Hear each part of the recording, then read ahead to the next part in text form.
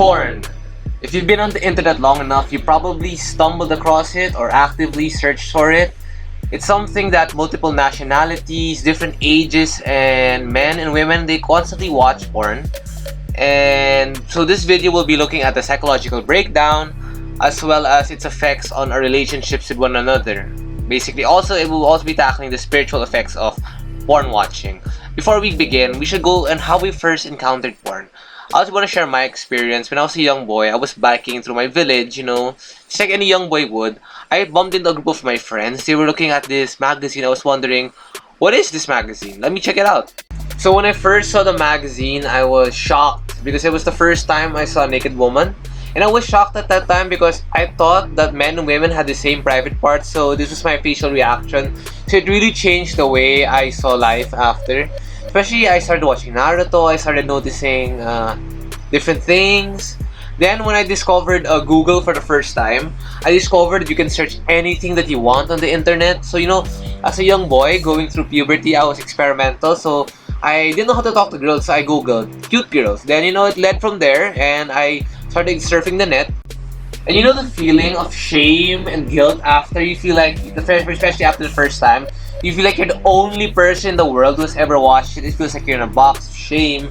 Then all of a sudden, when you leave the house, you assume that everyone is looking at you. They know what you've done. And it leads to guilt and isolation, and you feel so weird. That's how I felt growing up. And as you get to know people, especially I was in a sports team, I realized all my teammates watch it, so it became like a normal thing.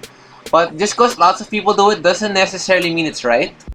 I'm pretty sure it had an impact down the line. Like if you're familiar with the series Black Mirror, there was an episode called Striking Vipers wherein two best friends were playing a Tekken-like game. As you know, in Tekken, like the characters there are overly sexualized. In this Tekken game, the two friends could actually be the characters, and instead of fighting, they ended up having sex with each other. It came to the point now the person got so depraved that he eventually had sex with the polar bear character. Just like when you start watching porn, you just start with the normal categories, then you start experimenting, it gets weirder and weirder.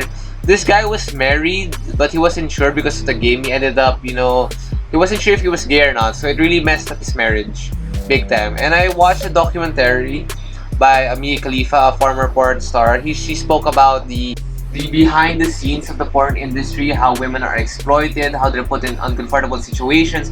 As much as they want to back out, they feel intimidated and trapped in that situation.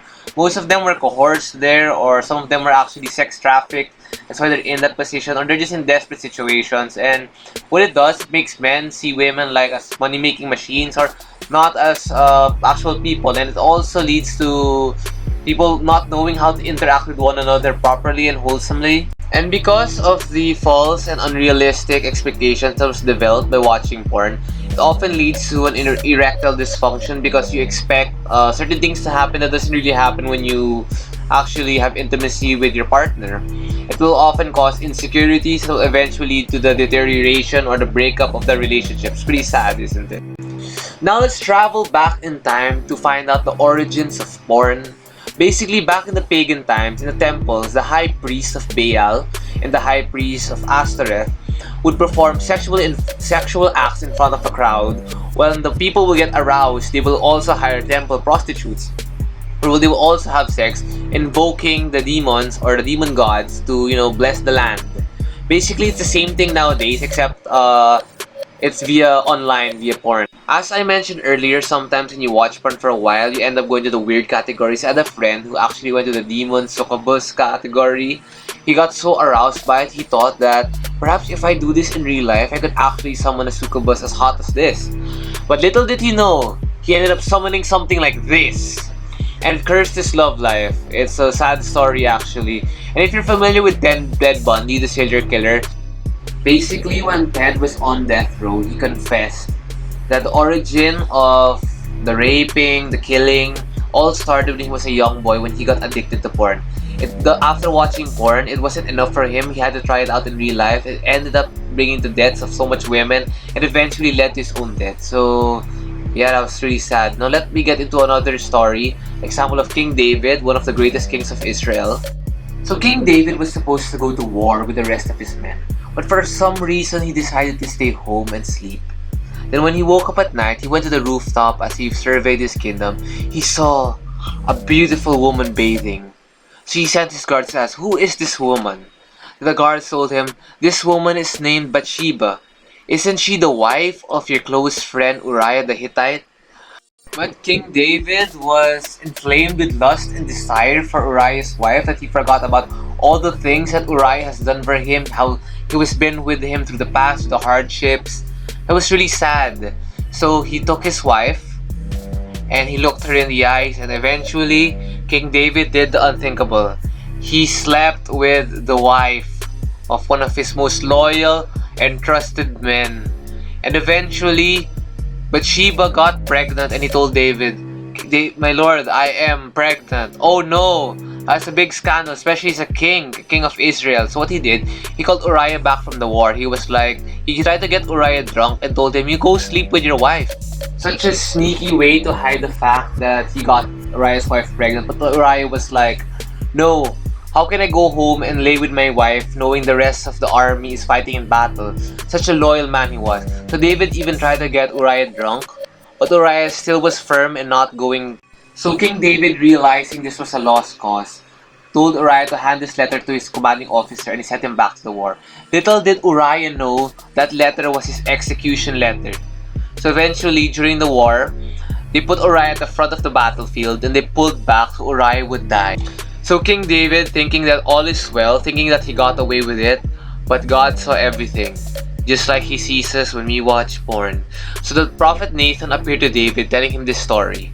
There was this rich man who had a lot of sheep, but this rich man had a guest. So what he did, he took the little lamb from a poor man who cared for his lamb like a daughter. He would feed it and let it lie down in his own lap. Then he turned this poor man's little sheep into pork chop. Lamb chops actually.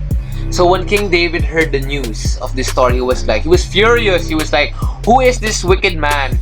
He must pay for it 4 times. Then the prophet Nathan was like, "That wicked man is you.